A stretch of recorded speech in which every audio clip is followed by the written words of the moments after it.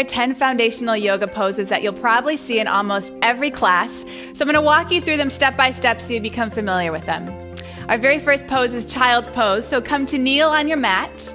And you can bring your knees together, or you can open them a little bit wider, but bring your big toes together and sink your hips back towards your heels, stretching your arms out in front of you and resting your forehead on the mat. Now, if your forehead doesn't rest on the mat, you can place a block underneath it because child's pose should feel really supported. It's a resting pose. If this is uncomfortable in your knees or your ankles, you can also roll up a blanket and place that behind your knees as well. Our next pose is cat-cow. So you'll find a tabletop position with your wrists under your shoulders and your knees under your hips, finding a nice neutral spine. And then take a breath in, bring your shoulders down your back, arch your spine, reach your chest forward, look up. And then as you exhale, round your spine, tuck your tailbone, drop your chin for cat. Inhale, arch forward for cow. Exhale, round your spine for cat. You can go as deeply as you want into either of these movements or keep it nice and shallow for a gentle warm-up. From the cat-cow, we'll lift up and back to downward facing dog. In Sanskrit, we call this Adho Mukha Svanasana. So if you hear that, you'll know that it means downward dog. So hands plant on the mat, tuck your toes, lift your knees off the floor and start to straighten your arms. Reach your hips away from your hands and maybe bend your knees one at a time to help stretch out the back of your legs. Perhaps over time your heels reach towards the floor, but it's important to keep in mind drawing your shoulders down your back and lengthening your hips up to the ceiling. You'll stay here for a few breaths and use this between different sets of poses in a traditional yoga class. Now from downward facing dog, we're going to reach one leg up into the ceiling and then step that leg forward. Good. Step your back foot forward, meeting in a forward fold at the top of your mat. Again, your knees can be bent here because you want your spine to make contact, the front of your belly to make contact with your thighs so your spine can really lengthen down. You can put your hands on the floor. You can grab your elbows here, something to allow the back of your spine to really lengthen. To stand up, press your feet into the mat, grounding down, and then hinging from your hips, stand all the way up, reaching your arms overhead.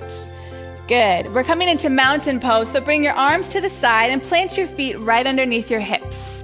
Good. All four corners of the feet ground down here so your weight is evenly distributed, and then draw your shoulders down your back, fingers towards the floor. Good. As you reach your heels into the mat, reach the top of your head towards the ceiling, opening across your chest. In Sanskrit, this pose is called Tadasana, and it means mountain pose. From mountain pose, we'll find tree pose, which is an easy balancing pose. And there are many ways to find tree. I'll start with the most simple. You can bring your heel to rest right on top of your ankle and your hands together at your heart. You can take this a little bit further by bringing your foot onto your calf or grabbing a hold of your ankle and placing it on your inner thigh. Find somewhere to place your foot that is above or below your knee. And then again, hands can come to your chest, or you can reach them overhead, lengthening your fingers away from your heel and standing up nice and tall.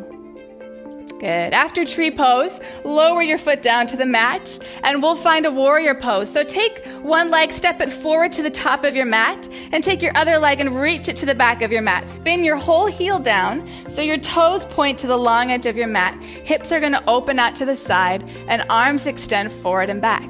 Good. Send your gaze over your front fingertips. This is Warrior 2, Virabhadrasana 2 in Sanskrit. Make sure that front knee is stacked right on top of that front ankle, and if it's going way too far forwards, then either pull it back or take a little bit of a longer stance so you can find nice, strong alignment. Good. After Warrior 2, we'll move into Warrior 1. So in Warrior 1, our hips are going to square to the front of the mat. So bring your hands to your hips and take your back toes and point them in so they face the front corner of your mat, and turn your hips to face the front of your mat. Again, bend deeply into that front knee so it's stacked right over your ankle, and extend your arms overhead. Make sure to really press through the outer edge of that back foot so you lift through the front of that back leg and reach your chest up, reaching your fingers up.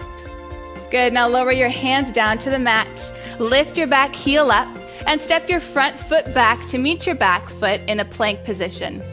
From plank, lower your knees down to the mat and lower your belly all the way down onto the floor.